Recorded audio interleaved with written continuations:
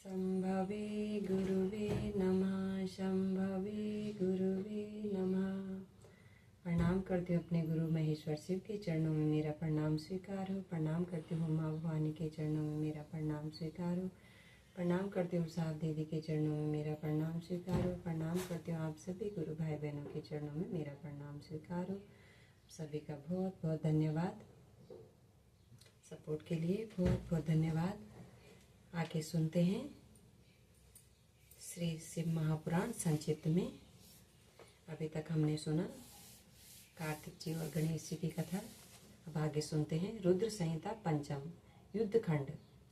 तारक पुत्र तारकाक्ष, बिंधुनमाली और कमलाक्ष की तपस्या, ब्रह्मा द्वारा उन्हें वर प्रदान, मैं द्वारा उनके लिए 3 पुरों का निर्माण और उनकी सजावट शोभा का वर्णन।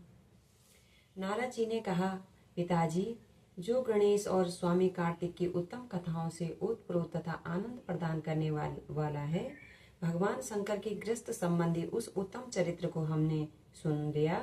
अब आप कृपा करके उस परमोत्तम चरित्र का वर्णन कीजिए जिसमें रुद्रदेव ने खेल ही खेल में दुष्टों का वध किया था। जागा जागा महादेव वध किया था। महान वीरशाली भगवान शंकर ने देवद्रोहियों के 3 नगरों को एक ही साथ एक ही बाण से किस कारण एवं कैसे भस्म कर डाला था। भगवान जिनके भाल में बाल चंद्रमा सुशोभित है तथा जो सदा माया के साथ विहार करने वाले हैं, उन भगवान शंकर का चरित्र तो देव ऋषियों को आनंद प्रदान करने वाला है। आप वह सारा चरित्र विस्तार पूर्वक वर्णन कीजिए। हर हर महादेव। ब्रह्मा जी बोले, ऋषि श्रेष्ठ, पहले किसी समय व्यास ने सनत कुमार से ऐसा ही प्रश्न किया था। उस समय सनत कुमार ने जो कुछ उत्तर दिया था वही मैं वर्णन करता हूँ। उस समय सनत कुमार ने कहा था, महाबुद्धिमान व्यास जी, विश्व का संहार करने वाले चंद्रमौली शिव ने जिस प्रकार एक ही बाण से त्रिपुर को भस्म किया था, वह चरित्र कहता हूँ, सुनो।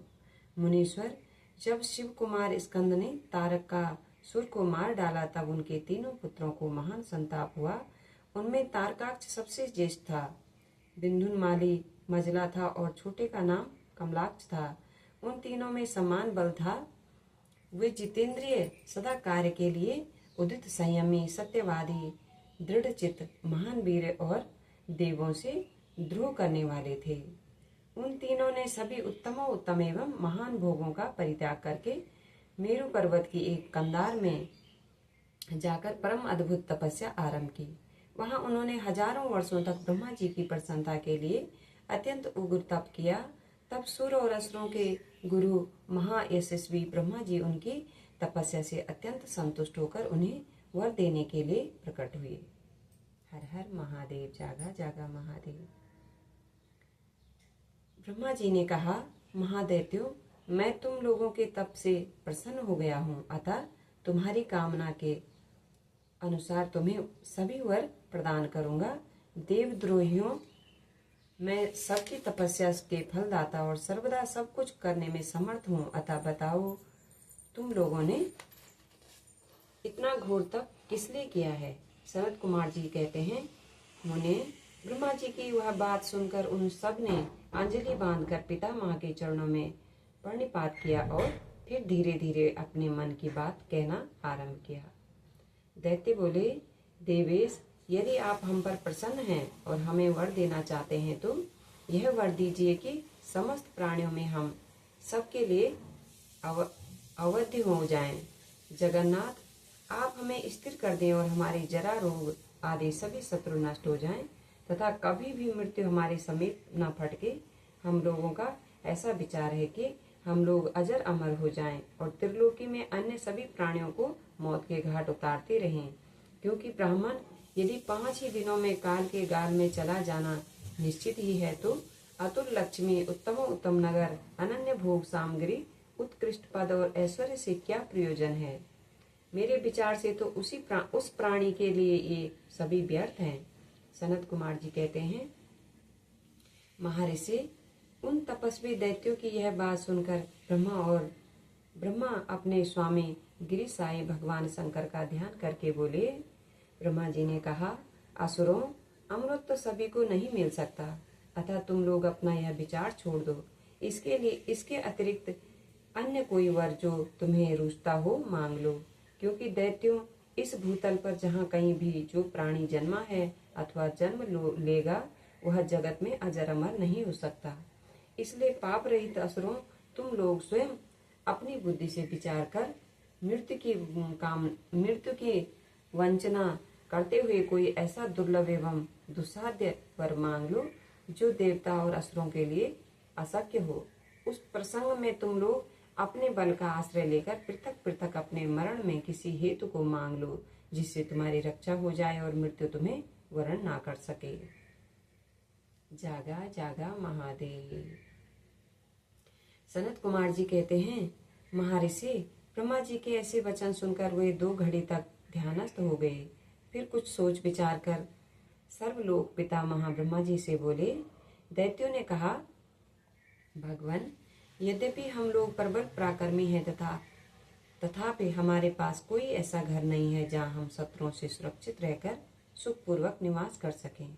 अतः आप हमारे लिए ऐसे 3 नगरों का निर्माण कर दीजिए जो अपने अद्भुत और संपूर्ण संपत्तियों से संपन्न हों तथा देवता जिनका प्रदर्शन न कर सके। लोकेश, आप तो जगत गुरु हैं।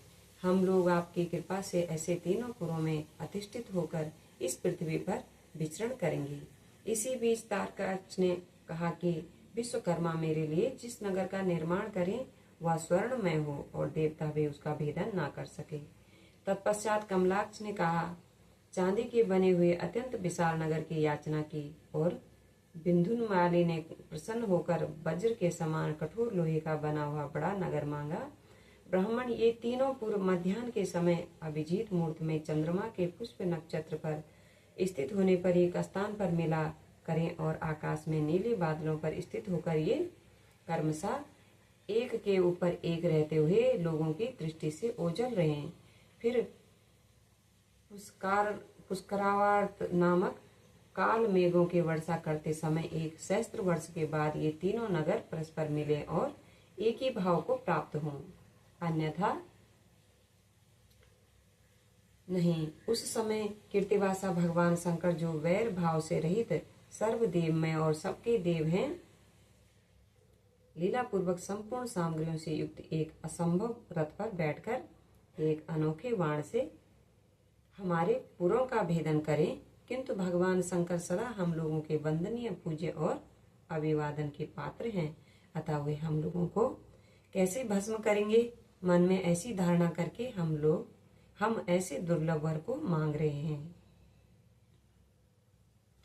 जागा जागा महादेव।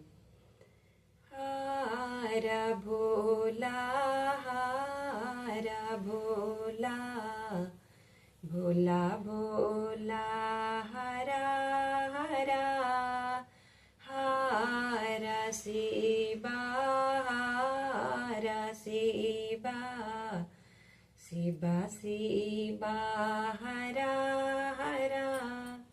आप सभी का बहुत बहुत धन्यवाद।